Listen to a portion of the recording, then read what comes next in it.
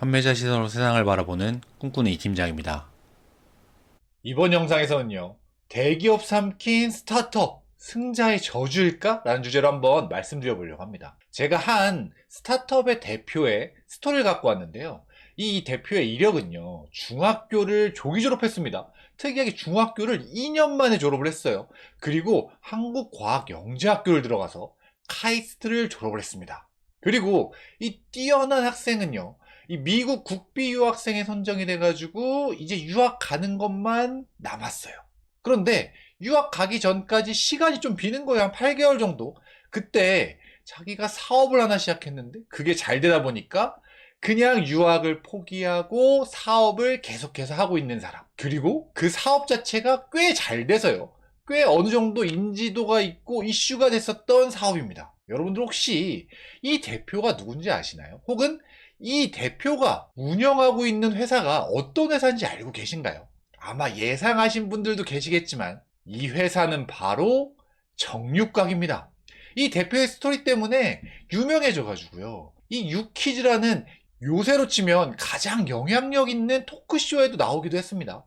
이 돼지고기 때문에 미국 유학을 포기하고 카이스트를 버린 남자, 이런 식으로 해서 이 당시에 상당히 이슈가 됐었단 말이죠. 이 정육각이라는 회사는요, 기존 어떤 마트에서 팔던 고기들과 다르게 초신선 고기라는 이 특성, 이걸 가지고 마케팅을 시작했습니다. 사실 그 전까지는 초신선고기라는 말 자체가 없었죠. 정육각에서 만들어낸 건데요. 이 초신선고기, 이 초신선고기란 도축 4일 이내에 어떤 돼지고기, 소고기 이런 것들을 얘기하는 겁니다.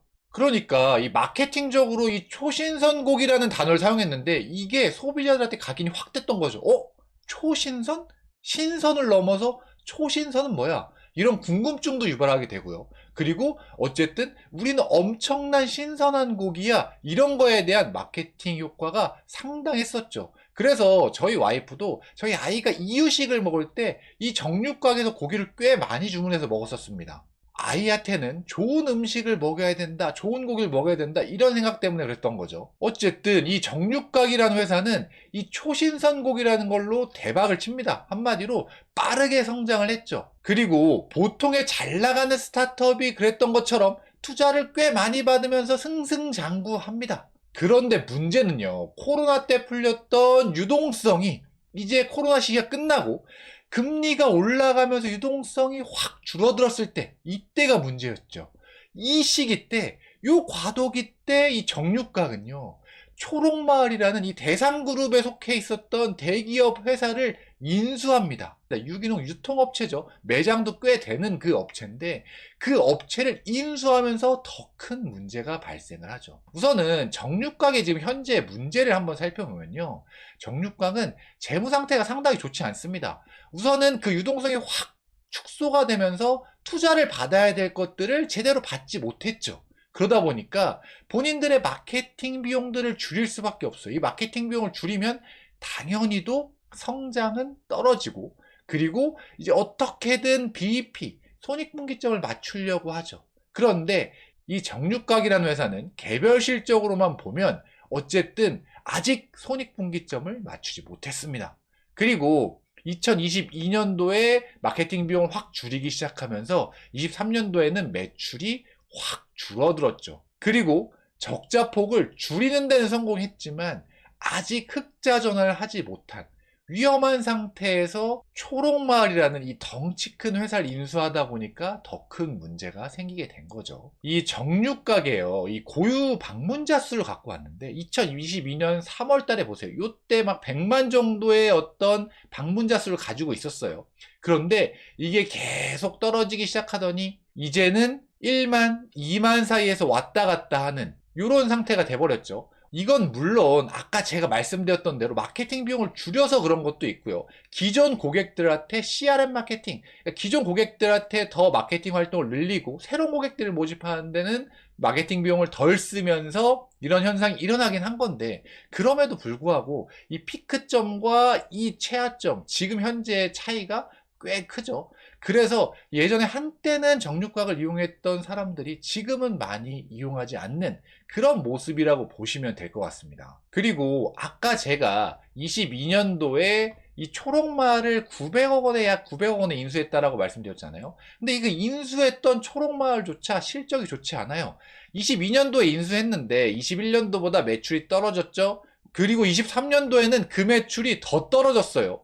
그리고 인수한 뒤부터 적자폭이 커지기 시작하더니 23년도 작년에는 적자가 더 확대가 됐습니다. 물론 회사가 회사를 인수한 다음에 시너지 효과가 바로 날 수는 없겠지만 어쨌든 지금 인수한 지 1년 반 정도 된 지금까지 시점에서는 아직 실적에서는 오히려 안 좋아지고 있다. 그래서 안 그래도 안 좋은 정육각 실적이 더더욱 안 좋아지고 있다는 걸 수치력으로 보실 수가 있습니다. 22년도 상반기에 정육각이 이 초록마을을 인수하고 나서 어쨌든 재무적인 위험이 생겼죠. 그때 미국에서 빅 스텝을 하고 자이언트 스텝을 하고 이러다 보니까 유동성이 확 축소가 돼서 기존 투자하기로 한 투자사가 투자를 철회하기도 하고요. 이런 상황이 있다 보니까 재무적으로 정말 위험한 상황에 처했었습니다. 그러다 보니까 이 정육각은요, 이 본인들이 원래 갖고 있던 직원들, 이 정리해고를 하게 되죠.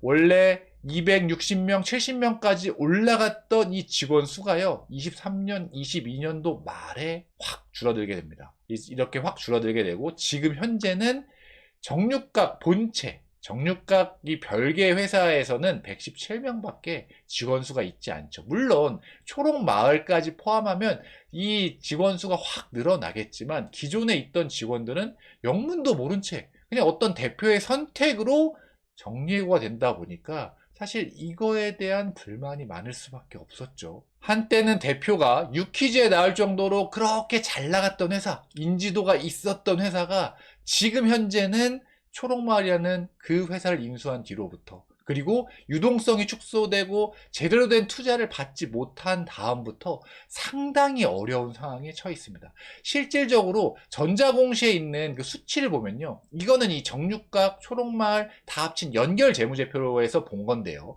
23년 말 현금성 자산이 1억이 채 되지 않습니다. 6,600만 원밖에 없어요. 이렇게 규모가 뭐 2천억 정도 매출이 되는 회사에서 현금 1억도 없다?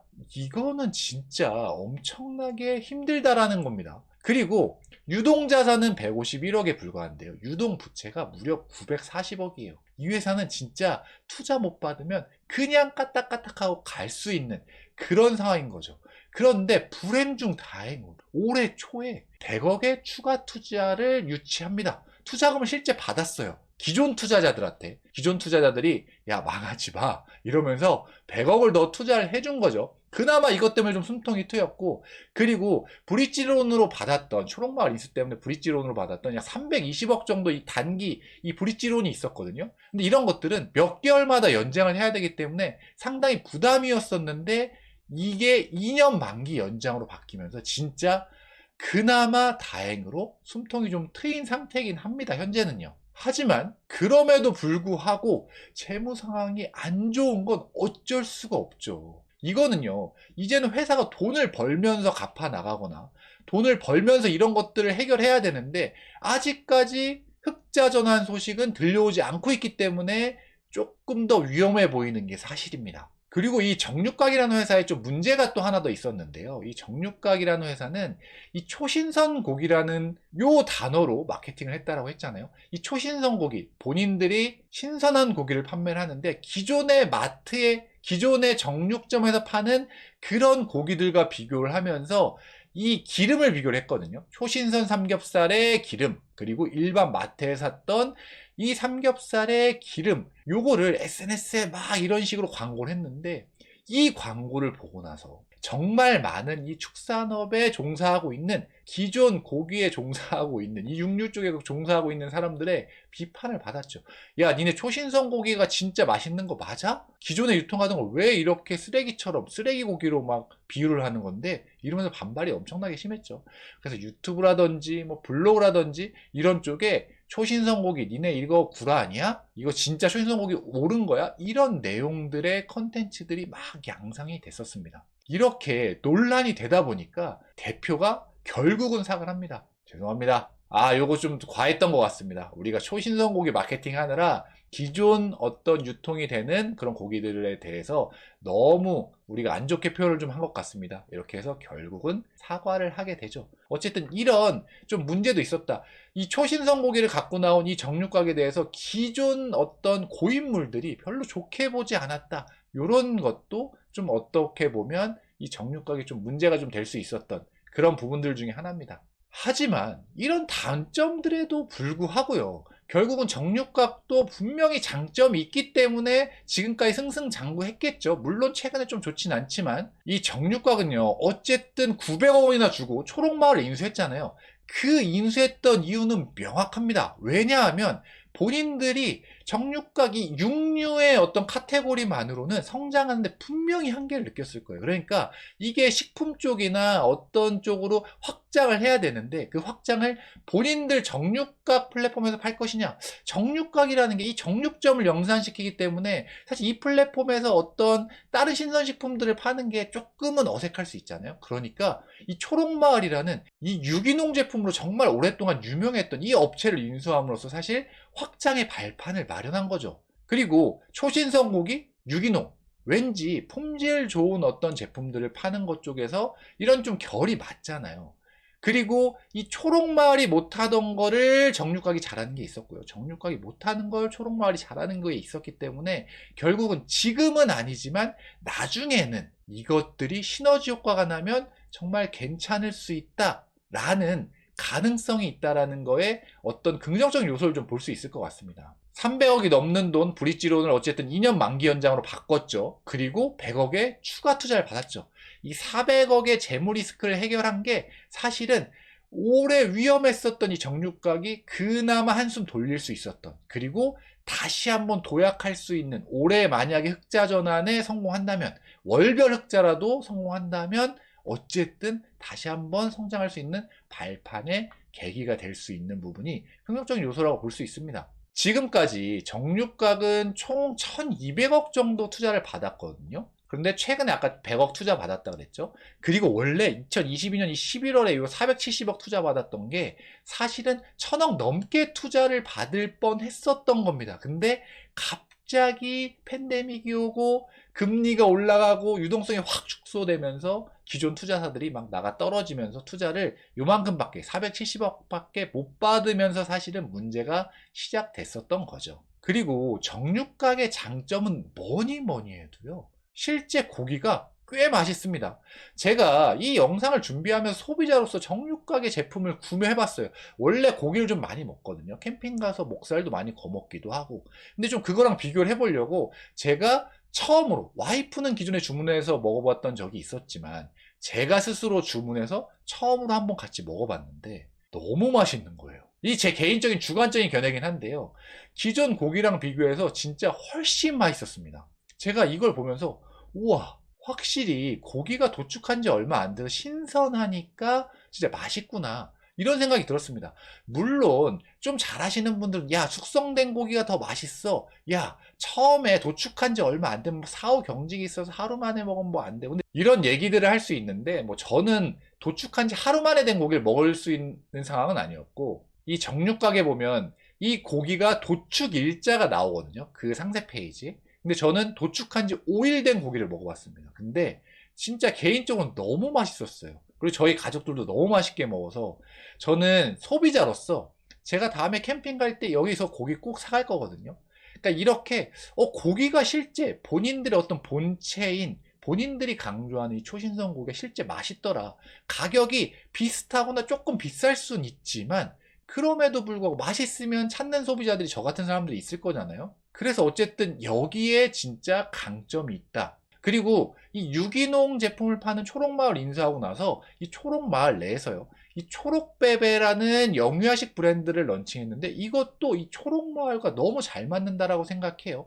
물론 출생률이 요새 너무 낮아서 야, 애들이 어디 있어 하지만 애들이 얼마 없어도요, 부모들은 아이들한테, 본인들은 잘 못 먹어도, 본인들은 대충 먹어도 정말 좋은 음식을 먹이고 싶은 게 부모의 마음이잖아요. 그러다 보니까 이 초록마을의 어떤 그런 유기농 제품들과 여기서 만든 영유아식 브랜드 이 초록베베가 너무 잘 어울리는 거죠. 그래서 이 초록베베를 런칭하고 나서 이것도 계속적으로 매출이 잘 성장하고 있다고 하는데, 어쨌든 이런 부분들도 상당히 긍정적인 요소로 볼 수 있을 것 같습니다. 그래서 이번 정육가게에 대한 제 총평, 제 결론은요, 우선은 어쨌든 맛있는 고기에도 불구하고 위험한 재무 상황인 건 확실합니다. 그리고 이것도 100억의 투자를 받았다고 하지만 그럼에도 불구하고 까딱까딱 위험한 게 사실이에요. 이 회사의 말대로 100억 투자 유치로 위기 벗어나고 올해 목표대로 흑자 전환을 할 수 있을까? 이것도 퀘스천 마크죠.